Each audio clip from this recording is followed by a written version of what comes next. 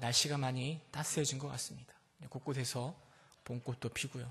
그런 봄을 허락하신 하나님을 많이 찬양하시고 그 봄을 많이 만끽하신 여러분 되시길 소망합니다. 얼마 전에 겨울에 우리 평창에서는 평창 동계 올림픽이 열렸고요. 그것을 계기로 해서 남북 간의 대화가 많아지고 관계가 크게 개선되어진 것 같습니다.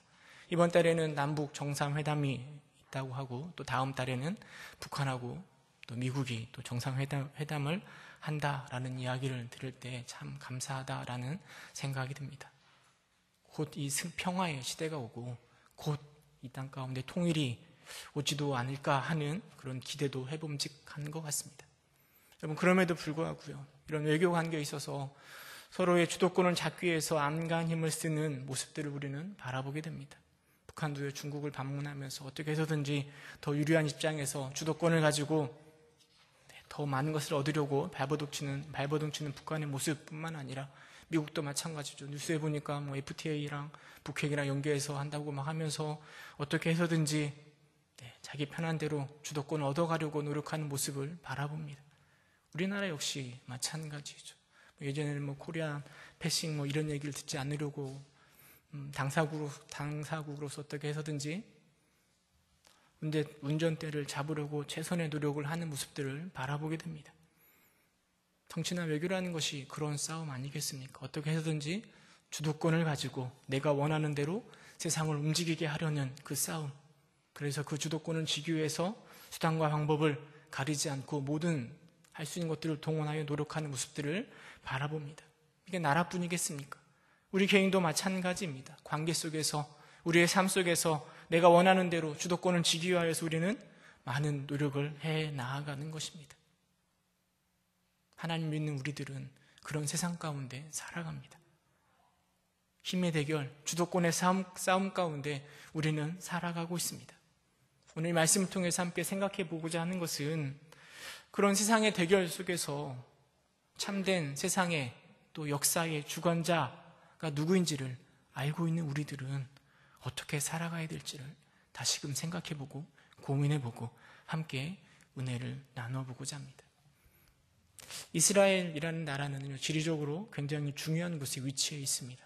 특별히 아프리카와 아시아를 연결하는 길목에 이 이스라엘, 가나안 땅이 차지하고 있습니다. 그러기에 이 지리적인 중요성 때문에 주변 강대국들의 힘에 의해서 많은 영향력을 받았던 곳이 바로 이스라엘 나라입니다. 물론 다윗이라는 위대한 왕이 등장하였을 때 이스라엘은 엄청난 힘을 가지고 주변 국가를 정복하고 영토를 확장해 나아갔습니다. 그리고 솔로몬은 그 영광을 누린 것이죠.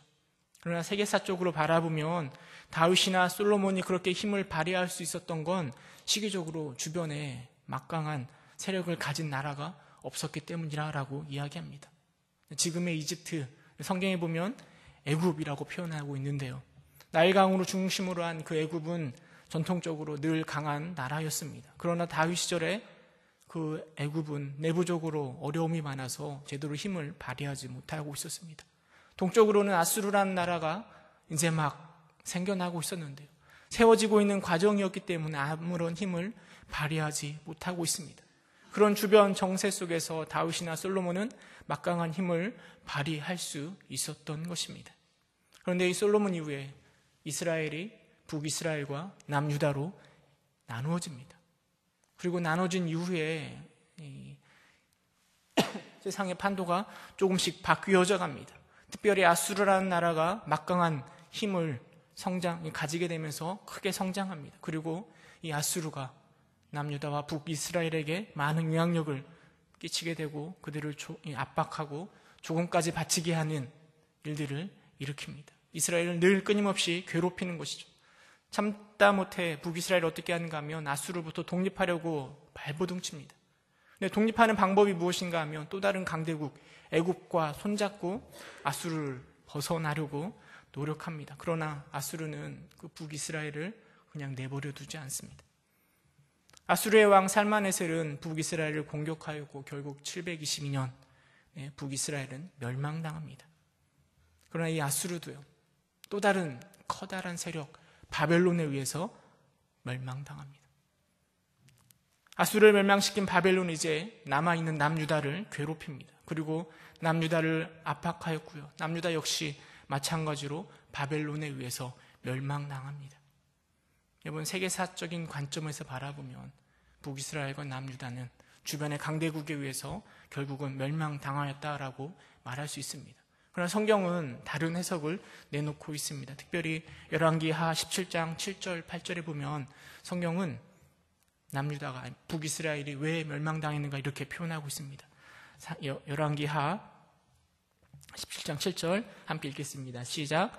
이 일은 이스라엘 자손이 자기를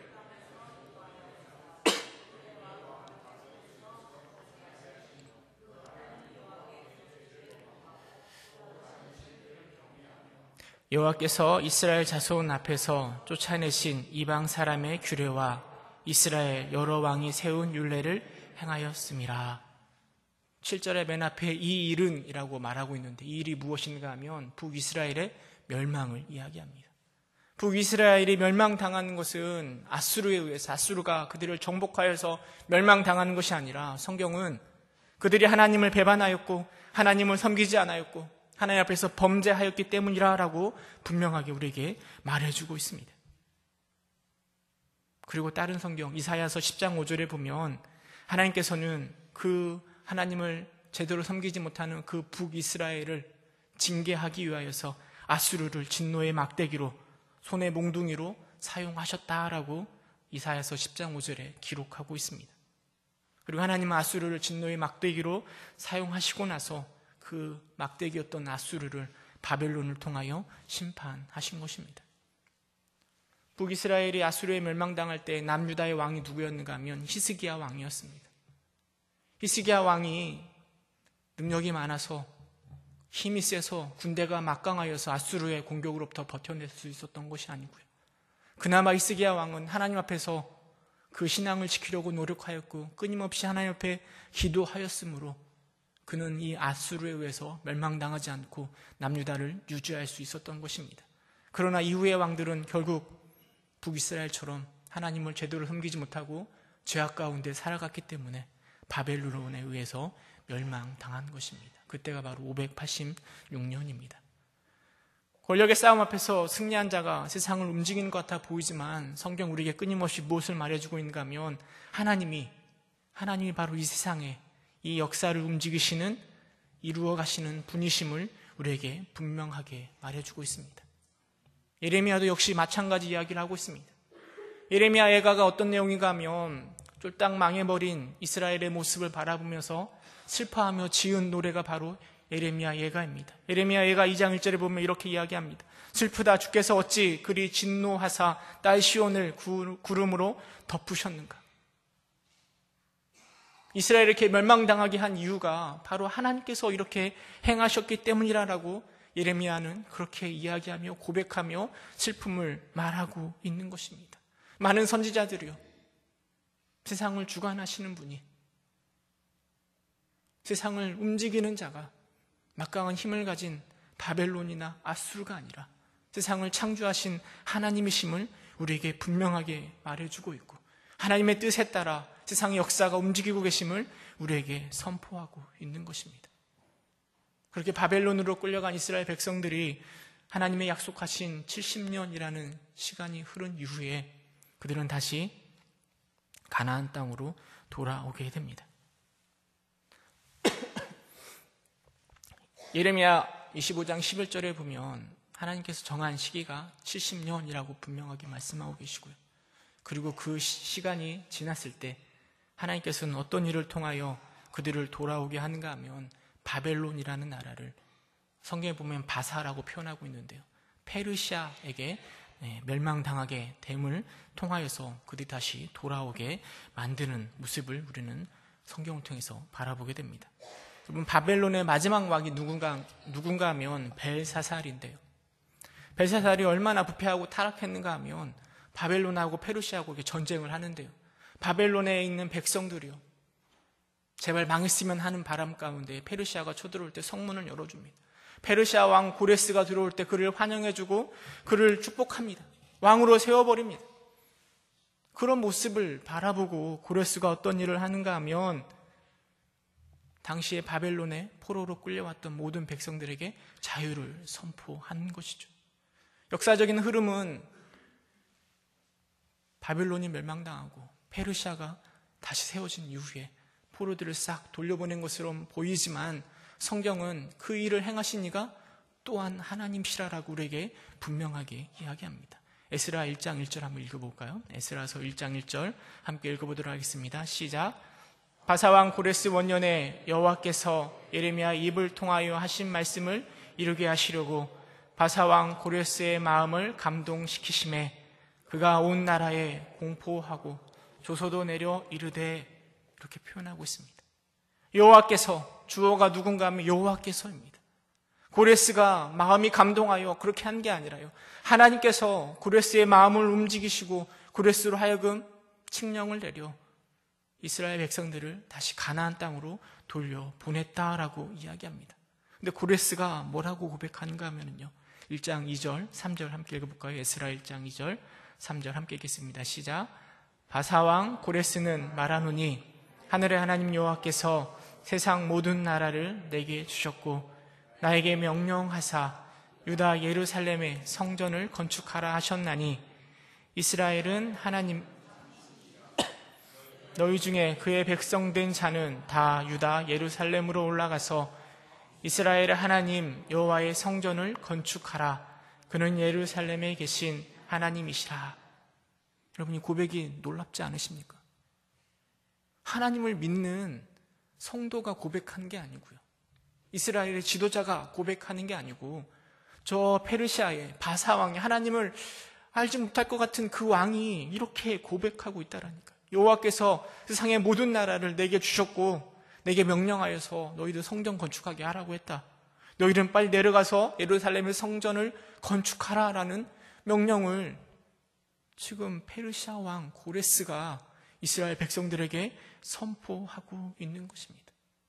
물론 이 페르시아 왕 고레스가 하나님을 정말 믿고 잘 알고 이렇게 고백했는가, 아니면 그냥 의례적으로 통상적으로 이스라엘의 포로들을 내게 그냥 립서비스로 이렇게 말한 것인가 하는 것이 중요한 것이 아니라, 여러분, 이 세상의 흐름 속에서 여전히 하나님이 역사하셨어요. 고레스의 마음을 움직이시고, 그리고 그를 통하여 하나님께서 약속하신 70년의 시간이 흐른 이후에 이스라엘 백성들을 가나안 땅으로 인도하셨다. 그 역사를 진행하셨다라는 것이 중요한 것 아니겠습니까? 힘 있는 자가 세상을 움직여가는 것 같아 보이지만 그 위에 계신 하나님께서는 그들을 통하여 하나님의 구원의 역사를 우리 가운데, 이스라엘 백성들 가운데 이루어 가시는 것입니다. 이렇게 하여서 바벨론 포로들이 3번에 거쳐서 귀환하는데요, 첫 번째 귀환한 사람들의 숫자가 49,897명이었습니다. 그때 그들을 주도하였던 사람이 수룹바벨이었고요, 1차로 포로 귀환한 때가 538년이었습니다. 여러분, 70년 만에 바벨론에서 포로로 있다가 그리고 다시 예루살렘으로 또 이 가나안 땅으로 돌아오는 그 백성들의 마음이 어때 했을 것 같습니까? 70년 만에 고향 땅으로 돌아온 그들의 마음, 얼마나 기대가 컸겠습니까? 얼마나 감격스러웠겠습니까? 이제 그 땅으로 돌아가면 하나님께서 우리 가운데 또 다른 역사들을 이루어 가실 거야 라는 기대감이 가득 찼을 것입니다. 어쩌면 다윗 왕과 같은 위대한 왕이 또 다시 나타나서 우리를 그렇게 부강하게 하실 거야 라는 기대감도 있었을 것입니다. 또한 한편으로는 불안한 마음도 있었을 겁니다. 70년이라는 시간은 결코 짧은 시간이 아닙니다. 그 가나안 땅이 어떻게 변해되었을지 알지 못하는 그 많은 세월 가운데 아무것도 모른 채 그대로 그곳으로 돌아가는 그들의 마음 가운데는 불안한 마음이 있었을 것입니다. 그런 1차로 포로들이 귀환할 때 활동하던 사람이 바로 학개입니다. 우리가 이제 4월 한 달 동안 이 수요예배 때 이 학개서를 함께 묵상해 보고자 하는데요, 학개서를 보면 굉장히 짧은 성경입니다. 딱 2장으로 구성되어 있는데요, 학개의 내용을 이렇게 쭉 보면 학개가 하나님께서 받은 말씀을 이스라엘 백성들에게 4번에 걸쳐서 전한 메시지가 이 학개서의 줄을 이루고 있습니다. 시간적으로 보면 1절에 보면 다리오 왕 제2년 6째 달 초하루에 다리오의 그 설교가 시작됩니다. 다리오 왕이 누군가 하면 바사 제국 페르시아의 세 번째 왕입니다. 고레스 이후에 캔버스라는 왕이 있고요. 그리고 그 다음에 다리오 왕으로 이어집니다. 다리오 왕 2년이라고 하면 BC 520년을 이야기합니다. 그러니까 포로들이 귀환한 이후에 18년의 시간이 흐른 그때에 학개에게 하나님의 말씀이 임한 것입니다. 또 마지막 하나님 말씀이 언제 임하는가 하면 2장 10절에 보면 다리오 왕 2년 9째 달 24일에 말씀이 임하였다라고 이야기합니다. 첫 번째 말씀이 임한 이후에 4개월이 지난 이후에 또다시 하나님의 말씀이 4번에 걸쳐서 임하고 있는데요. 학개서의 내용은 4번에 걸쳐 하나님의 말씀이 어떻게 임하였고 또 그 말씀들을 통하여 성전이 어떻게 건축되어졌는가를 우리에게 말해주고 있습니다. 물론 그렇다고 해서 학개가 딱 4개월만 활동한 건 아니고요. 그 전후로 해서 많은 영향력을 미쳤을 것입니다. 이렇게 학개와 더불어 또 수르바벨과 더불어 이스라엘 백성들이요, 저 바벨론을 떠나 가나안 땅으로 돌아왔습니다. 그들은 이 고레스의 명령을 붙들고 있었기 때문에 성전을 재건하고자 하는 마음들을 품었을 것입니다. 고레스의 명령이 아니어도요, 하나님의 역사하심을 기대하며 하나님을 섬기는 자로 그 땅 가운데 솔로몬이 지은 무너져버린 그 성전을 대신할 만한 성전을 짓고자 하였을 것입니다. 그런데 그들이 그 땅에 도착하였을 때 현실은 아주 막막하기만 합니다.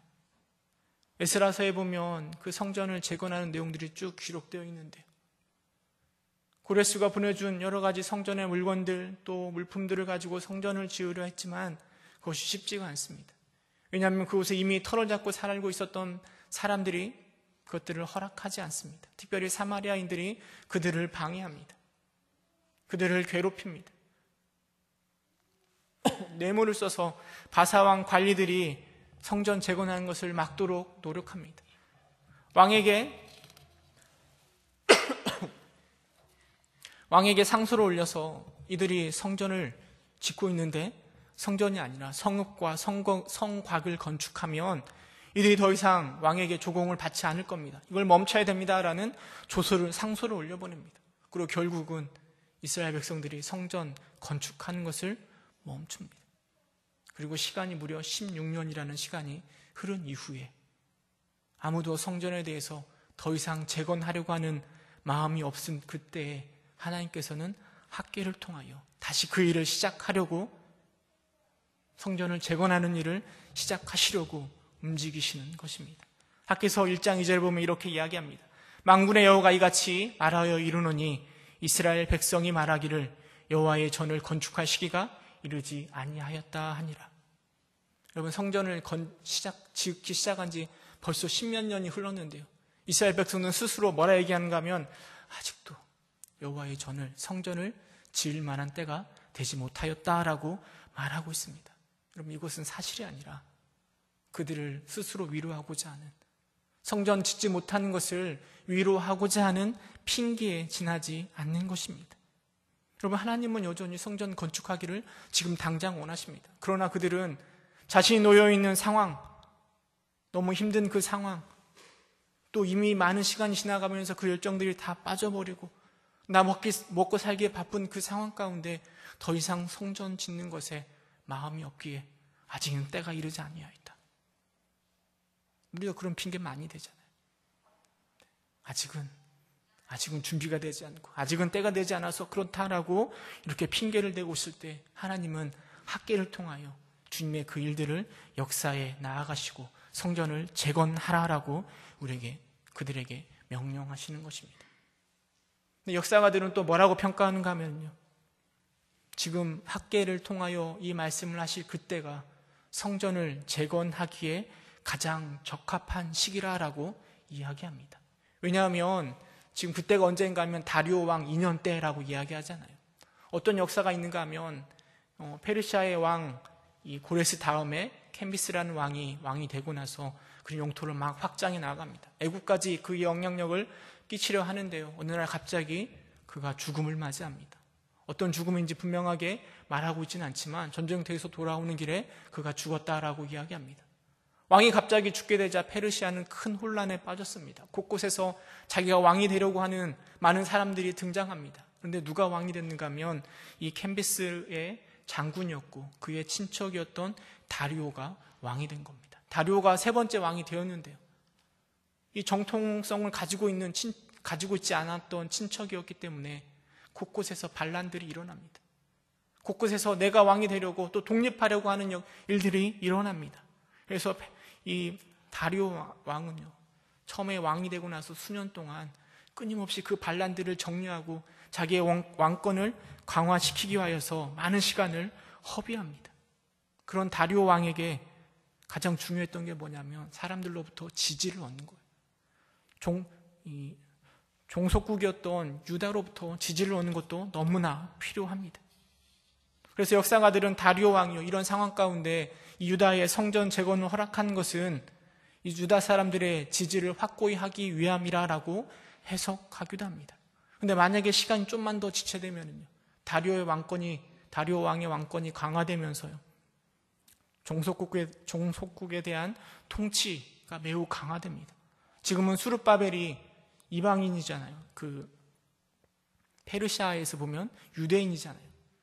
그를 총독으로 세워서 그들을 다스리지만 조금 더 지나면 그들을 다 쫓아내고 자기 동족으로 세워서 그들을 통치합니다. 만약에 그런 사람이 세워졌다라면 아마 성전 재건하는 것은 결코 쉬운 일이 아닐 것입니다. 그러기에 하나님은 그 시점에 지금 딱 성전을 재건하기에 가장 완벽한 시점에 하나님 학계를 통하여 그 일들을 이루어 가고 계시는 것이죠. 그리고 4년 만에 성전 재건하는 것이 완성됩니다. 여러분, 역사의 주관자, 세상의 주관자가 하나님이라는 관점에서 바라볼 때요, 이 학개서의 말씀은 무엇을 우리에게 말해주고 있는가 하면 성전 재건을 통하여서 세상을 움직이시는 하나님이 누구신가에 대해서 분명하게 증거하고 있고 간증하고 있는 말씀이라 생각되어집니다. 포로 귀환과 성전 재건은요, 세상을 움직이시는 이가 바로 하나님이심을 우리에게 분명하게 선포하고 있는 것입니다. 여러분, 이런 학계의 말씀을 통하여서요, 우리가 어떤 교훈을 가질 수 있는가 좀 생각해 볼 필요가 있는 것 같습니다. 여러분들은 역사의 주관자가 하나님이심을 믿으십니까? 정말 믿으십니까? 여러분, 이 인식이 정말 중요합니다.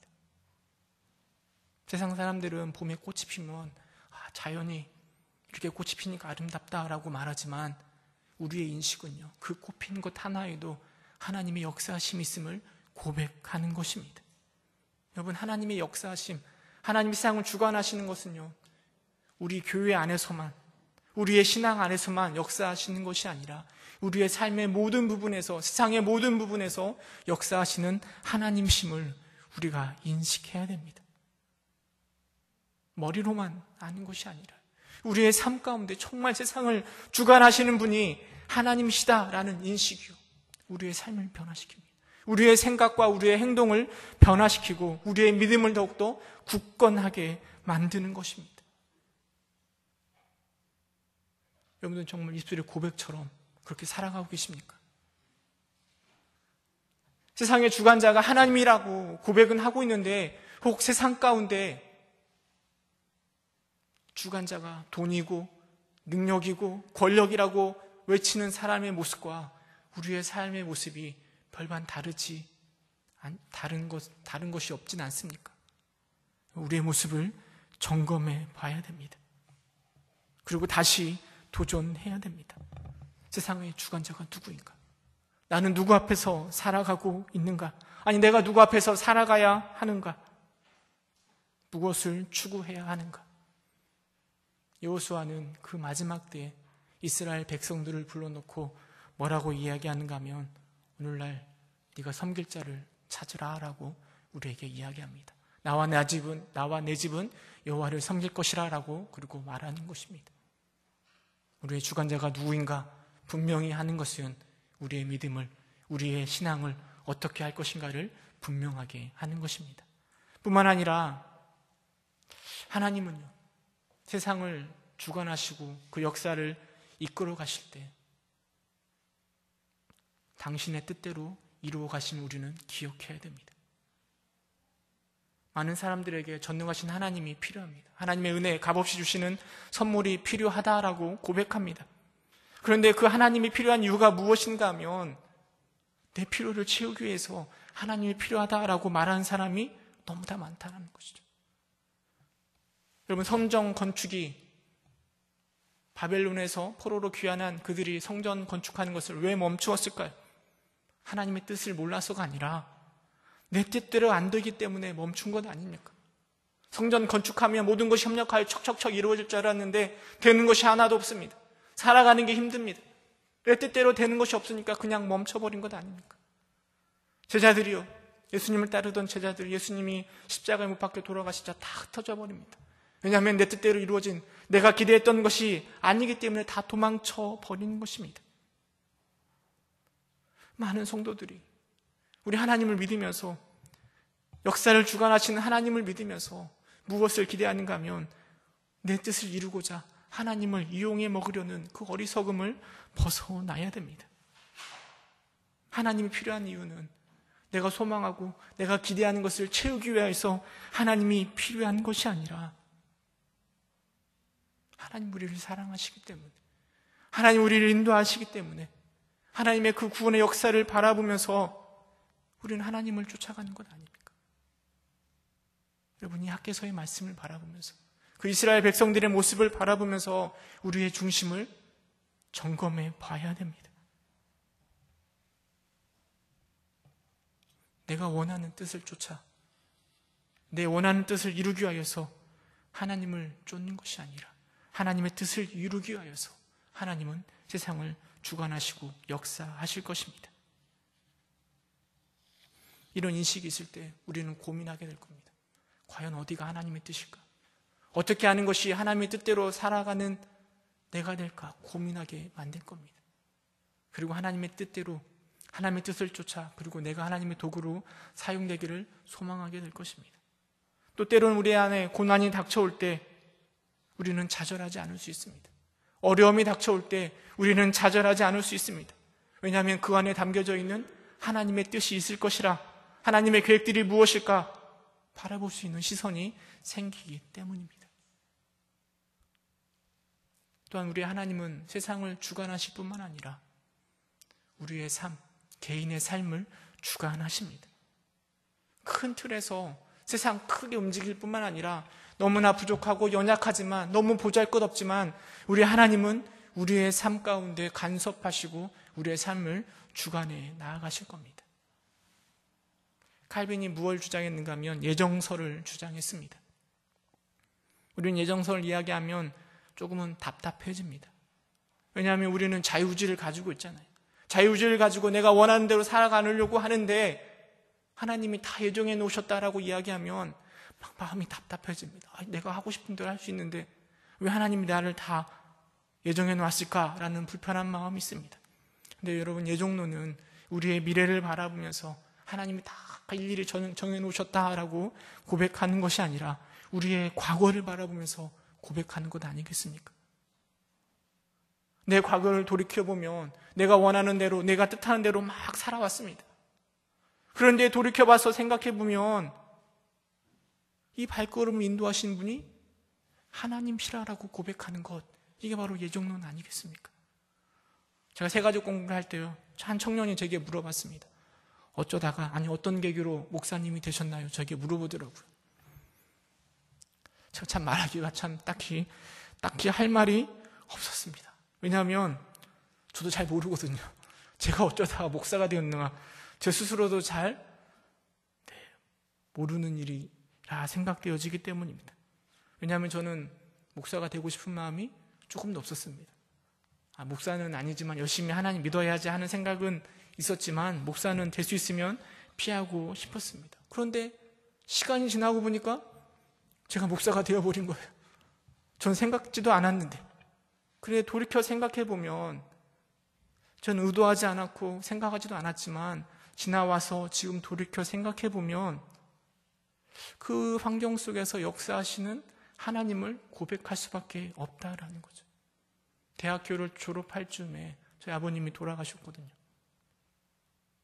그때는 굉장히 힘들고 슬픈 일이었지만 시간 지나고 나서 저희 작은아버지를 만날 때마다 이런 얘기를 하십니다. 뭐라고 말씀하시는가 하면, 만약 네 아빠가 살아있으면 너 목사 되기 힘들었을 거다. 그런 얘기를 하시더라고요. 네, 저희 아버님은 교회를 잘 안 다니셨거든요. 힘들 거다 그런 얘기 하시더라고요. 저희 어머님이 신앙이 그렇게 좋지는 않았는데 아버님 돌아가신 이후에 저보고 얘기를 하시더라고요. 목사 돼보는 거 어떠냐고. 저는 고민도 안 하고 있는데 그런 얘기를 하시더라고요. 그때쯤에 이렇게 목사가 될까 말까 고민하고 있을 때 제 아내를 만났거든요. 아내가 비전이 있었는데 비전이 뭔지 아십니까? 사모가 되는 게 비전이래요. 저는 목사가 되고 싶은 마음도 없었는데 그렇게 하나님께서 인도하시더라고요. 저는 제가 하고 싶은 대로 원하는 대로 막 살아왔습니다. 그런데 어느 순간은 제가 목사 안수를 받고 있더라고요. 그리고 제가 고백하는 게 무엇인가 하면, 내가 원하는 대로 내 뜻대로 막 살아왔지만 그 걸음을 인도하신 분이 누구시라고요? 하나님이시다라고 고백하는 것입니다. 우리 주님은 세상을 주관하실 뿐만 아니라 세상에 가장 연약한 부분이고 보이지도 않는 나의 삶도 간섭하시고 주관하시는 분이시라는 것입니다. 여러분, 학개서가 그것을 우리에게 가르쳐주고 있습니다. 세상을 주관하시는 그분이 내 뜻대로 내 원하는 대로 움직이시는 것이 아니라 하나님의 뜻대로 내 삶을 주관하신다라는 것입니다. 성경 우리에게 이렇게 말합니다. 잠언 16장 9절 함께 읽어볼까요? 잠언 16장 9절 함께 읽겠습니다. 시작. 그 걸음을 인도하신 이는 여호와시니라. 옛말에 이런 말이 있죠. 뛰어봤자 부처님 손바닥이라고요. 여러분, 우리는 뛰어봤자 부처님 손바닥이 아니라 하나님 손바닥 아래에 놓여있는 존재들입니다. 여러분, 이 학개서를 읽으면서요, 우리가 얼마나 하나님의 손바닥 위에 놓여져 있는가. 우리가 우리의 마음으로 자기의 길을 계획할지라도 그 걸음을 인도하시는 이가 하나님이심을 이 학개서 말씀들을 통해서 함께 알아가고 또 그것들을 누렸으면 좋겠습니다. 그래서 이 신앙생활에서 우리의 삶에서 주관자이신 하나님을 더 많이 인식하고 살펴볼 수 있기를 소망합니다. 그리고 그분이 나를 어떻게 인도하기를 바라시는지 바라볼 수 있기를 소망합니다. 여러분, 그래야 돌고 돌지 않을 수 있지 않겠습니까? 한두 달이면 가나안 땅에 들어갈 수 있는 그곳을 돌고 돌아 40년 만에 가나안 땅에 들어간 사람은 이스라엘 백성이면 충분합니다. 우리는 그럴 필요가 없잖아요. 인식하고 그 하나님을 이해하고 하나님의 뜻을 구하여서 돌지 않고 바로 하나님이 역사하시는 준비해 놓으신 그 가나안 땅으로 들어갈 수 있기를 간절히 소망합니다. 우리 인도하시는 하나님을 향한 인식은, 우리의 삶을 주관하시는 그 하나님을 향한 그 마음은 우리 신앙에 더 큰 평안과 더 큰 안식을 가져다 줄 것입니다. 여러분, 그 확신과 평안 가운데 더 힘차게 신앙의 길을 걸어가시는 여러분 되시기를 주님의 이름으로 축원합니다. 함께 기도하도록 하겠습니다.